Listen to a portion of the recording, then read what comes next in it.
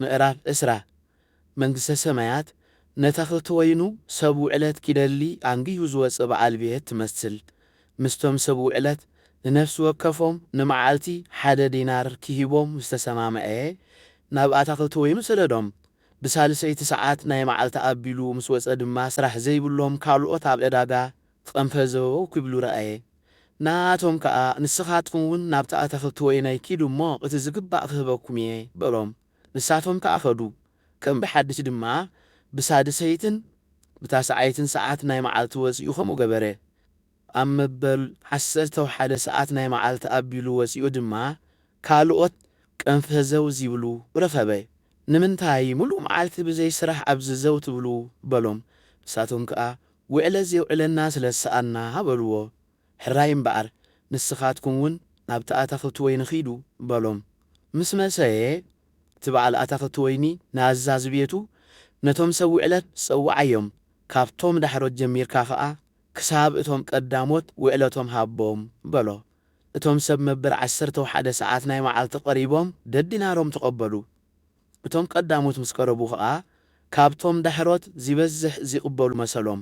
ግናኸ ንሳቶም እውን ደዲናሮም ተቐበሉ።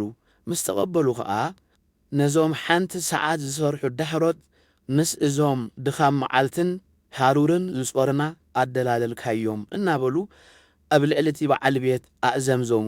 ንሱ ከዓ ንሓደ ካብኣቶም ዓርከይ ኣይኣመፅኩኻን፣ ብ1 ዲናር ዶ ኣይተሰማማዕካንን? ዝብፅሓካ ዳ ሒዝካ ኸይድ። ነዚ ዳሕራይ ድማ ክንድቲ ናትካ ክህቦ ፍቓደ እዩ። ወይ ድማ ብገንዘበይ ዝደልይኽዎ ክገብር ዶ ኣይግባኣንን እዩ? ወይስ ኣነ ሕያዋይ ስለ ዝኾንኩ ዓይንኻ ዶ ቐናዕ እዩ ኢሉ መለሰሉ። ከምኡ ኸስ ጽዋዓት ብዙሓት ሕሩያት ግና ውሑዳት እዮም እሞ ዳሕሮት ቀዳሞት ቀዳሞት እውን ዳሕሮት ክኾኑ እዮም። ኢየሱስ ናብ ኢየሩሳሌም ኪወፅእ ከሎ ነቶም 12 ደቀ መዛሙርቱ ንበይኖም ወሰዶም። ኣብ መገዲ ድማ እንሆ ንኢየሩሳሌም ንወፅእ ኣሎና፣ ንወዲ ሰብ ንሊቃውንቲ ካህናትን ንመምህራን ሕግን ኣሕሊፎም ኪሂብዎ፣ ንሞት እውን ኪፈርድዎ እዮም። ንህዛብ ድማ ኣሕሊፎም ኪሂብዎ፣ ንሳቶም እውን ኬላግጹሉን ኪገርፍዎን ኪሰቕልዎን እዮም። ብሳልሰይቲ መዓልቲ እውን ኪትንስእ እዩ በሎም።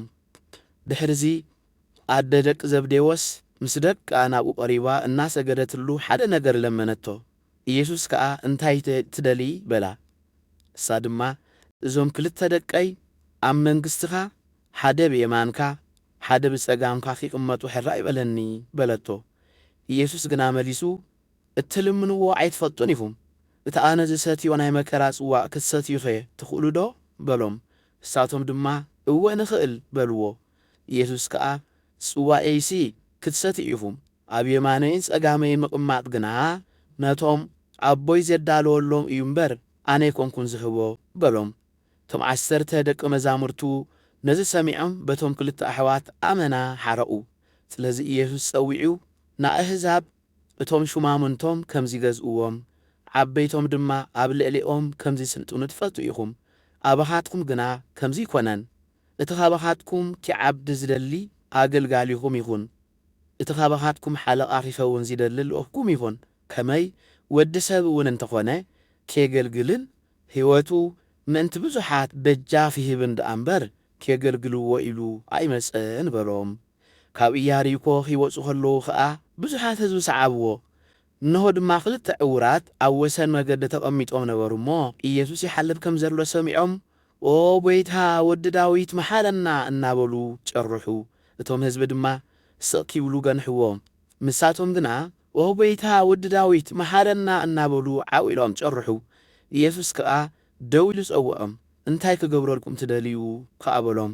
ንሳቶም ድማ ጐይታይ ኣዒንትና ኺኽፈታ በልዎ። ኢየሱስ ድማ ረኸሪዩሎም ኣዒንቶም ተንከየ እሞ ብኡ ረኣዩ ሰዓብዎ ድማ